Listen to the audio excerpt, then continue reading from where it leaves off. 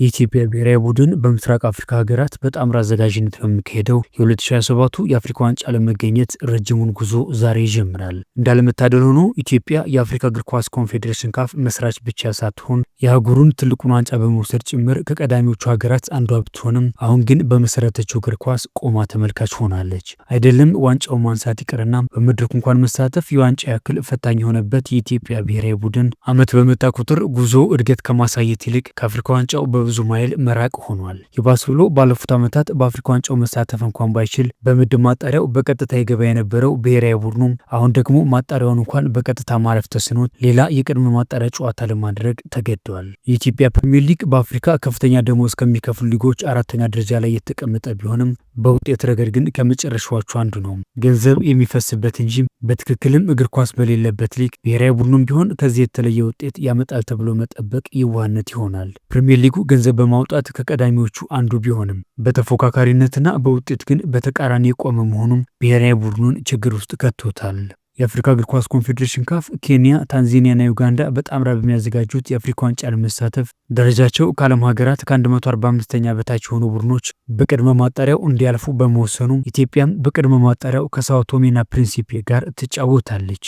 እንደ ኤርትራ፣ ደቡብ ሱዳን፣ ቻድ፣ ሶማሊያ፣ ሲሸልስና ቡሩንዲ የመሳሰሉ ሀገራት ባሉበት ደረጃ የምትገኘው ኢትዮጵያ ገና ወደ ዋናው የምድብ ማጣሪያ ለመግባት የመጀመሪያ ፈተናዋን ዛሬ የምትጀምርም ይሆናል። በአሰልጣኝ ዮሐንስ ሳሌ የሚመራው የኢትዮጵያ ብሔራዊ ቡድን ባለፈው አንድ ሳምንት ልምምዱን ሲያደርግ የቆየ ሲሆን ከሁለት ቀናት በፊት ደግሞ ጨዋታው ወደሚደረግበት ሞሮኮ አምርቷል። በእግር ኳስ ይህን የሚባል ታሪክ የሌላት ሳኦ ቶሜና ፕሪንሲፔ በፊፋ የደረጃ ሰንጠረዥ 190ኛ ላይ የተቀመጠች ሲሆን የካፍን ዝቅተኛ መስፈርት የሚያሟላ ስቴዲየም የሌላት በመሆኑ በሜዳዋ ማድረግ የነበረባትን ጨዋታ በሞሮኮ የምታደርግም ይሆናል። ባስመዘገቡት ደካማ ውጤት ምክንያት ከምድብ ማጣሪያው በፊት በሚካሄደው የቅድመ ማጣሪያ ለመጫወት የተገደዱት ዋሊያዎቹም በፊፋ ወርሃዊ የእግር ኳስ ደረጃ ሰንጠረዥ ከ145ኛ በታች ያሉ ሀገራት በሚካፈሉበት የቅድመ ማጣሪያ የጥሎ ማለፍ ጨዋታ ምሽት 1 ሰዓት ላይ በኤል አብዲ ስታዲየም የመጀመሪያ ጨዋታቸውን የሚያደርጉም ይሆናል። ባለፉት 15 ዓመታት ብቻ ጊዜያዊ አሰልጣኞችን ጨምሮ 15 አሰልጣኞችን የቀያየረው የኢትዮጵያ ብሔራዊ ቡድን በቅድመ ማጣሪያው በዮሐንስ ሳሌ የተመራ ጉዞውን ይጀምራል።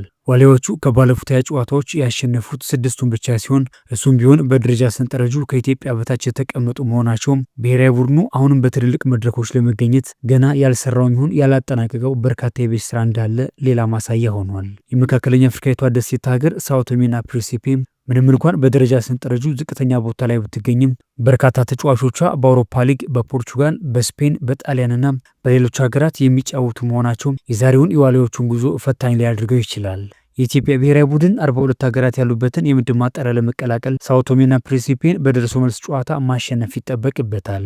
ሁለቱ ሀገራት ከአሁን በፊት 2 ጊዜ ሲገናኙ አንዳንድ ጊዜ ተሸናንፈዋል። ዋሊያዎቹ ወደ ሰሜን አፍሪካዊቱ ሀገር ከማቅናታቸው በፊት ዝግጅታቸውን ሲያደርጉም ቆይተዋል።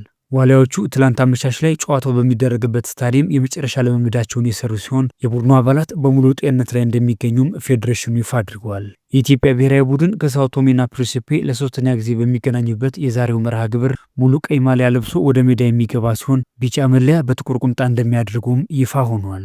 ባለፉት 6 ዓመታት በገጠመው የሜዳ ችግር ምክንያት በሀገሩ ማድረግ የነበረበት ጨዋታ በሌላ ሀገር ሲያደርግ የነበረው ብሔራዊ ቡድኑ ዛሬ የመጀመሪያውን ጨዋታ ካደረገ በኋላ በመጪው ማክሰኞ የመልሱን ጨዋታ ደግሞ በድሬዳዋ ስቴዲየም የሚያከናውን ይሆናል። በቅድመ ማጣሪያው እየተካፈሉ የሚገኙ 12 ዝቅተኛ ደረጃ ያላቸው ሀገራት የደርሶ መልስ አሸናፊዎቹ 6ቱ ሀገራት በኬንያ፣ ዩጋንዳና ታንዛኒያ የጣምራ አዘጋጅነት ለሚደረገው የአፍሪካ ዋንጫ የምድብ ማጣሪያውን በቀጥታ የሚቀላቀሉም ይሆናል።